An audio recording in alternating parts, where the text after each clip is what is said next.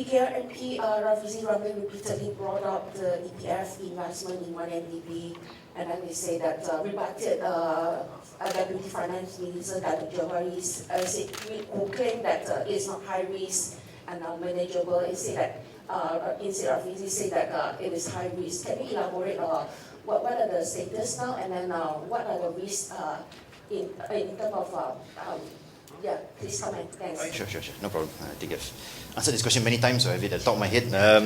Now, in terms of basically the EPF exposure to 1MDB, I think as you know, 1MDB started existence in about 2008-2009 as the Terengganu Investment Authority.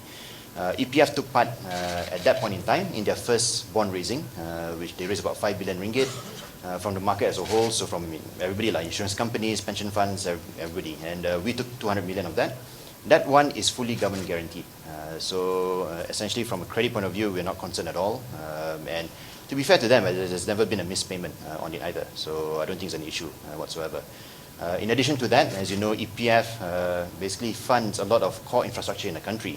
So prior to basically 2010, we had invested in terms of bonds for power plant producers, IPPs, and this included some of the IPPs that were then subsequently acquired by 1MDB in 2013-2014.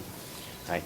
So I think, obviously, if people want to, they can group all that together as an exposure to 1MDB. From our point of view, it's extremely low risk. It's no different from our exposure to other IPPs like Malakoff or even the ones held by TNB. All the cash flow is ring-fenced from power sale proceeds. Never been an issue of any mispayments or any credit downgrade. So again, I think people sometimes I think can overplay the significance of that. And obviously now that 1MDB is selling those power plants to the global consortium, basically I guess there'll be a change in circumstances again in terms of obviously the ownership. But really no different from any other power plant. It doesn't actually matter who owns the power plant. The first cash flow always goes back to the bondholders, and that's no different anywhere around the world. So again, we're not particularly concerned about that either.